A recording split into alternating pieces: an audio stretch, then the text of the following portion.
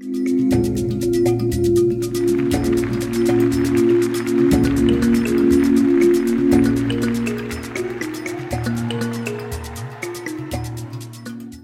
welcome out Mark Law.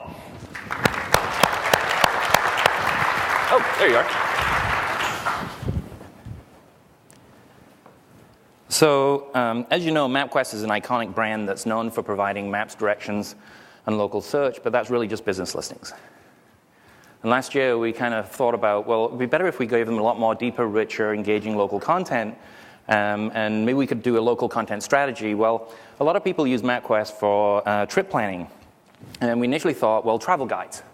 Doesn't that make sense? You know, people going places, give them content at the travel location, give them some construct. Well, unfortunately, as you all know last year, with gas prices hitting $4 a gallon in the summer, then a full-blown recession afterwards where people lost a lot of jobs, people literally stopped driving. People stopped traveling. So things kind of shifted for us in the construct that we started seeing a lot more people doing shorter trips, staying home, and this thing started to emerge called staycations. So our construct and change of local was now to a strategy of, well, hang on, if people are searching for content around where they live or work, they probably know a lot about that place already. So if we do a very thin layer of content around local, people are not going to be satisfied with that experience because they probably know most of the local restaurants or they know the most local landmarks. So how do you engage users with local content when you have this kind of stay-at-home business emerging? So what we did was we looked at the construct of actually figuring out where would we get the content from if we were trying to create a very dynamic, rich local site. And when we looked around the marketplace with a national audience of 40 million unique users every month, coming from tens of thousands of cities across the United States every month, we didn't have the option to scale up local one city at a time. When we launched, we had to launch for every city in the United States thinking that all 40 million people might come and look at a city content from a location perspective. That was pretty daunting. And when we looked at the sources for actual content, what you see is that national sites that address an audience like ours tend to be single theme focused, classifieds, movie phone, just yellow pages. They don't seem to be very deep, so it's single focused. When you actually go to an audience level of cities, and you start looking at the cities like the newspapers, it's much richer content, but it tends not to be very dynamic, and it's not real time. You know, a news story comes out once a day, they don't update the headlines, and knowing how users come to our site, we knew we had to have something that was kind of very dynamic. Then we went down to neighborhood content. Well, maybe we make it very rich by bringing out neighborhood content. Well, neighborhood content's fragmented everywhere. And yes, it's hyperlocal, and it's very engaging, it's very interesting, and it talks about the pothole down the street or what's happening with the local swimming pool. But to try and create a national footprint for tens of thousands of cities at launch was next to impossible. And then we looked at true, real hyperlocal content in the construct of something like Twitter, and we looked at those content feeds, and while everybody is twittering about everything in that location, and it's very engaging, the challenge is it's not very well organized. So if you're coming at it and watching it as a stream, how do you get value out of that constant stream of what people are talking about, except when it's an event-driven? If an event happens in a city, everybody focuses on that event, and everybody's then interested. But the general construct of just applying location under Twitter, it has potential, and it has revenue potential, but the point was it just really wasn't engaging enough from an organized perspective. So these were the challenges we faced right off the bat as to where we started. So as the first initial launch, we picked a city theme focus, and we went after the Sunday newspaper construct of having a Sunday newspaper online that was hopefully dynamic, real-time, constantly refreshed, and do it for every single city in America and Canada, all at the same time on day one of launch. But let's see how engaging that hyperlocal content really is, where we can get it, and infuse that into the experience so that we can actually see real-time content streaming across by people talking about everything located in that specific city.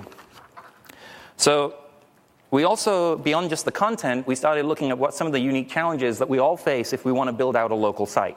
So the first one is the high cost of content generation. Like, how are you going to pay for it? It's very expensive. And many have tried in the past, and I don't need to mention them all, but people have tried to do this by putting editorial staff in the field, create unique content, high cost, and you can never make the money back. Or you can never actually make it profitable because there is such this high cost to entry. The other thing is, unlike us, normally when you're starting off with one city, you're growing your audience within the city. Well, I already had the audience. I didn't need to grow the audience. I just needed to get the audience to the content. And then the next part is, a brand getting the mind share, the quality, familiarity. When you start a new local site, if the content isn't familiar, you're actually having to educate the user about the content and its value, which is the challenge that neighborhood sites have right now. Is this content quality, is it good, and should we come back and ingest it? And then how do you make money on this? And advertising has been a thing at MapQuest for a long time. We get criticized for it, but hey, let's face it, guys, we're here to make money. It's a profitable business. And that's not a bad thing. It's okay if the content and the ads are all relevant and it works together. But when you start dealing with these smaller geographies, how do you get an audience big enough with enough actual refresh to actually make anything out of these things? Or is it just a lost leader for something else? And then the cost to market a site is, again, another big challenge. How do you get it to market? How do you get awareness?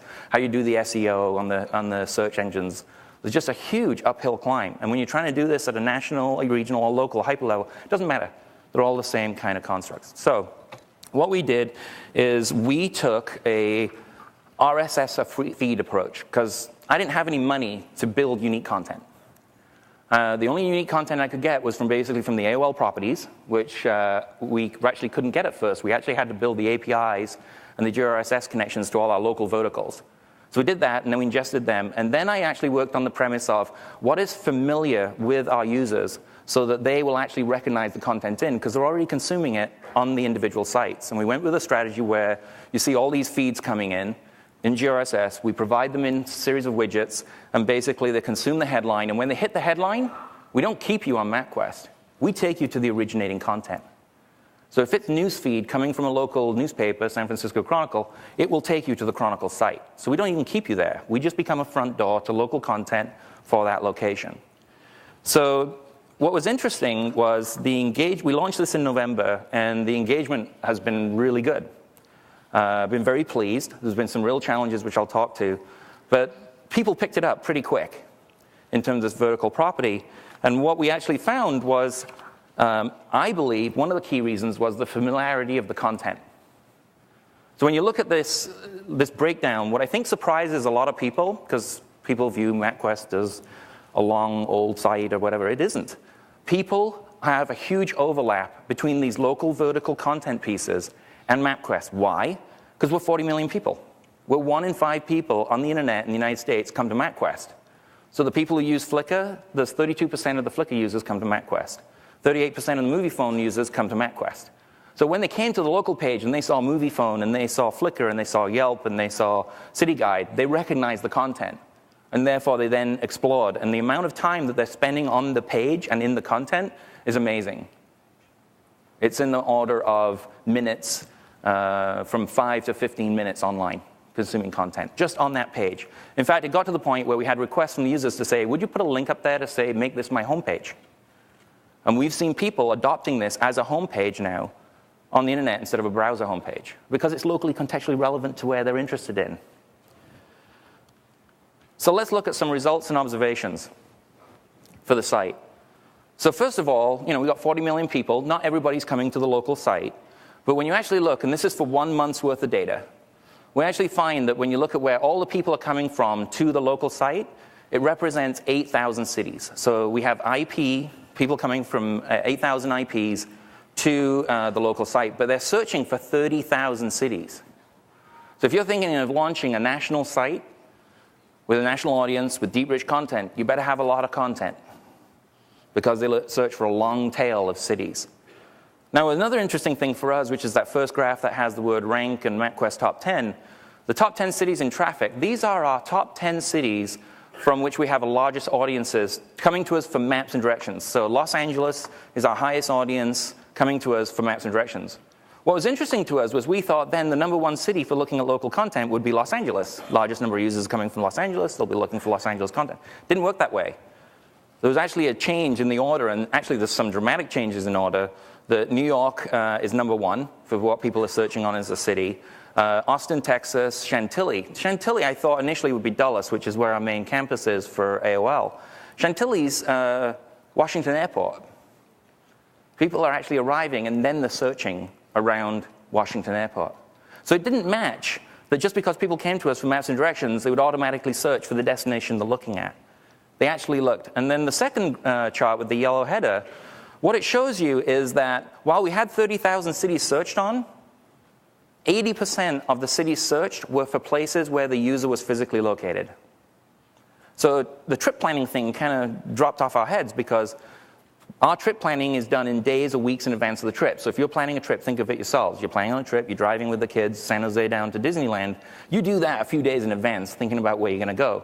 But do you think about all the restaurants that you want to visit when you get there? Do you think about all the attractions and plan your whole trip of all the attractions before you get there? Do you plan where we're going to meet tonight and have dinner before we got here? No.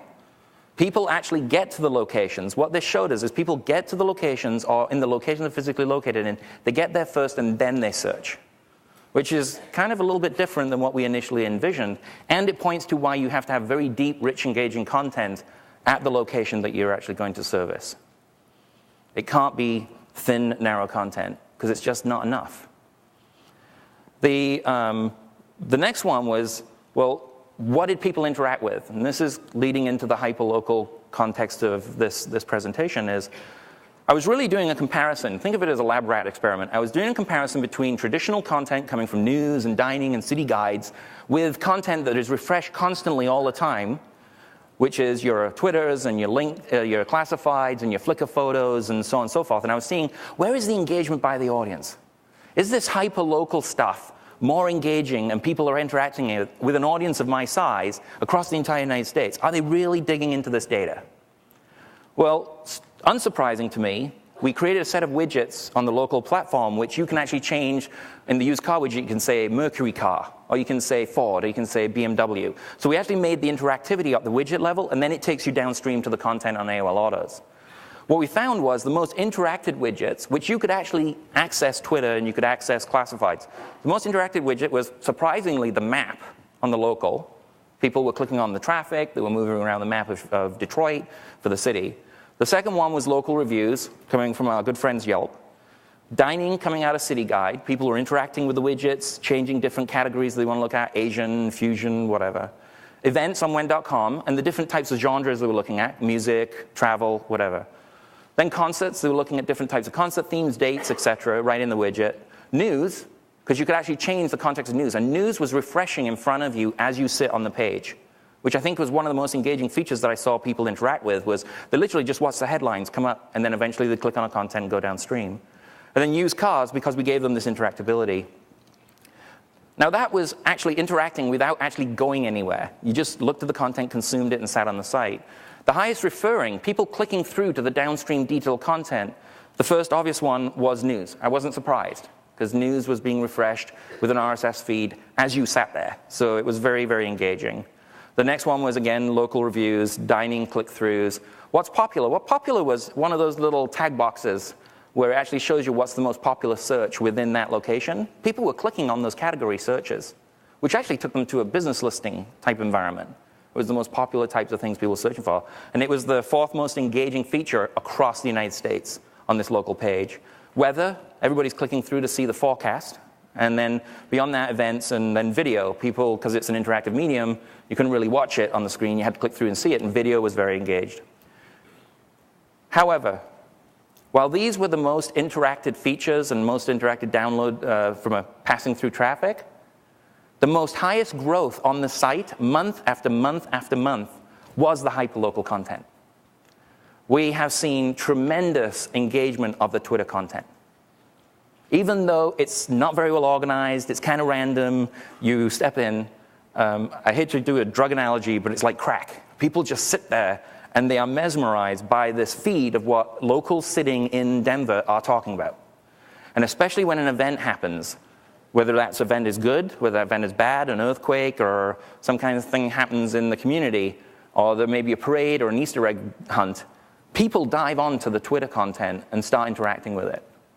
And that is the highest growth we've seen on the site. News kind of flatlines in its use, but the growth of the Twitter, as people become immersed. Now remember, I have Main Street. I have Main Street USA. I always joke that MapQuest has all the valleys. We have audience from the Silicon Valley, the Ohio Valley, and the Tennessee Valley. So we have Main Street USA. Main Street USA is not engaged yet with Twitter. They're coming to our local site because they see the news. And over time, as they become comfortable with the site, they're moving towards to engaging with content they're not used to, which for large case is the actual hyperlocal content, which is really kind of interesting. We've become a front door to exposing what hyperlocal is. The classifieds and weather are obvious. As the weather changes, we're going in spring, people are looking at weather, the weather patterns are all over the place. So people are clicking through, and classifieds is constantly changing, so they're clicking through on that. However, the things that are dropping, and these were the highest drops month over month, and it seems to be happening now, is sports, pictures, and cities best. Those are really dropping because sports is between seasons. Pictures are pictures of coffee cups in Denver, not the Denver landmarks. So people aren't engaging or recognizing the content. And cities best is because it's only refreshed once a year. So from that construct, once you've seen it once, do you come back? So it's got to be highly dynamic content that you use. So that's what I want to present to you today. Our call to action is, if you have content, we're a national-based audience. We'd love for you to bring your content to us. And we're at the booth if you want to come and talk to us about this further. But we hope this has been engaging and interesting to you about local. Thank you.